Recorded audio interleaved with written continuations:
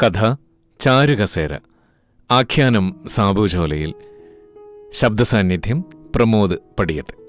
ഈ കഥ നടക്കുന്നത് പാലക്കാടിൻ്റെ ഒരു സാധാരണ ഗ്രാമീണ പശ്ചാത്തലത്തിലാണ്. വളരെ നിഷ്കളങ്കമായ ഗ്രാമീണരുടെ ഇടയിലുണ്ടായ ഒരു സംഭവ കഥയുടെ ആവിഷ്കാരമാണ് ചാരുകസേര. ചിരങ്ങാട്ടുകുളമ്പിലെ ഗോപാലേട്ടൻ മരിച്ചു. ഇളയ മകൾ ചന്ദ്രികയുടെ വീട്ടിൽ തൻ്റെ ഒരുപാട് കാലം പഴക്കമുള്ള ചാരുകസേരയിൽ ഉച്ചയൂണ് കഴിഞ്ഞ് വിശ്രമിക്കാൻ കിടന്ന ഗോപാലേട്ടൻ പിന്നെ ഉണർന്നില്ല. ഒരുപാട് നേരത്തെ ചർച്ചകൾക്കും ആലോചനകൾക്കും ഒടുവിൽ ഗോപാലേട്ടനെയും ചാരുകസേരയെയും വൈകുന്നേരത്തോടെ മൂത്ത മകൻ ചെന്താമരയുടെ വീട്ടിലെത്തിച്ചു. 3 മക്കളാണ് ഗോപാലേട്ടന്. മൂത്തവൻ ചെന്താമര, രണ്ടാമത്തവൻ പൊന്നമ്പലം, പിന്നെ ചന്ദ്രികയും. റിട്ടയർമെന്റിന് ശേഷം അയാൾ 3 പേരുടെയും വീടുകളിൽ മാറി മാറി താമസിക്കാറാണ് പതിവ്. എങ്കിലും കൂടുതലും ചന്ദ്രികയുടെ കൂടെ തന്നെ.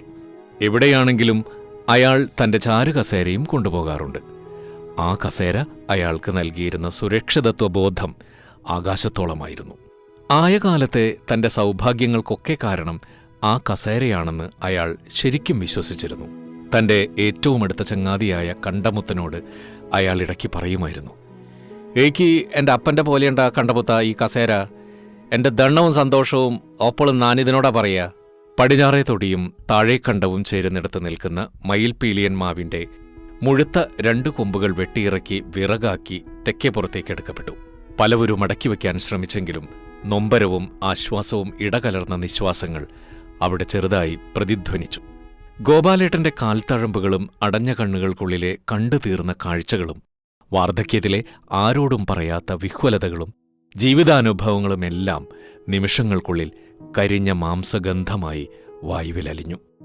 ദുഃഖം പങ്കിടലും ആശ്വസിപ്പിക്കലും കണ്ണോക്കുമൊക്കെയായി ദിവസങ്ങൾ നീങ്ങി. 16 അടിയന്തരവും കഴിഞ്ഞ സഹോദരങ്ങൾ അവരവരുടെ വീടുകളിലേക്ക് പുറപ്പെടാൻ തയ്യാറായി. അപ്പോഴാണ് പൊന്നമ്പലം അച്ഛൻ്റെ ചാരുകസേരയ്ക്കായി അവകാശവാദം ഉന്നയിച്ചത്.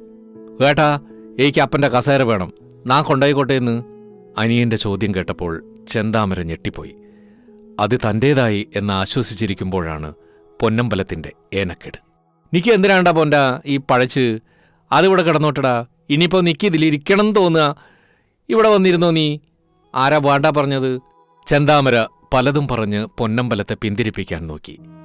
തെരീന്ന് നാ ഇത് മാത്രല്ലെന്ന് കേൾക്കുന്നുള്ളൂ."